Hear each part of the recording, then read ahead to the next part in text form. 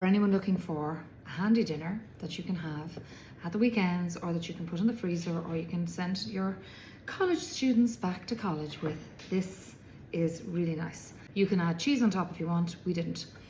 Let me share this recipe with you, and it's a little bit long, but it should be okay. Finely chop 3 large onions. Add them to a pot where you've heated 1.5 tablespoons of oil. So you want no colour on the onions, but they're sizzling nicely. 1.5 kilos of mince. You just break that mince up with the wooden spoon. You mix the onions through it. Lid on, and you cook that on a medium to low heat. So it'll take about 15 minutes or so for that to fully brown. There it is, lid on. That is my meat. To that, I'm adding 1 tablespoon of bouillon, beef bouillon. 1 tablespoon of plain flour. If you're gluten-free, you can use corn flour. I'm just going to mix that through. Salt and pepper, always season your food. I have 140 grams, so it's just the little tin of tomato puree. So I'm adding probably 60 to 70 grams of the wire sauce. So a little bit of boiling water.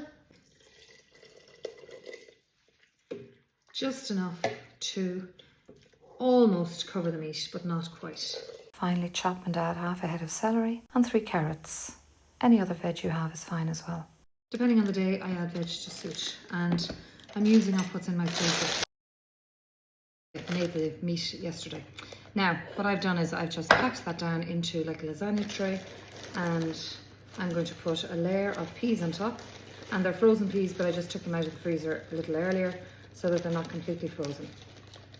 A full pot, so that was 5 florets of broccoli, 50 mils of cream, about 50 grams of butter. And then you literally just blitz. I will add some salt and pepper to it after. I'm going to mix that through my mash, and then I'm going to top my cottage pie with it. Let's go. Do the same to your mash as you do to the broccoli. 50 mils butter, 50 mils cream. Mix them together in equal quantities and top. That'll cook for about 45 minutes to an hour, probably an hour at 180 in your oven. And then it can be served, or it can cool, and you can freeze it in portions. That's what I'm going to do with mine.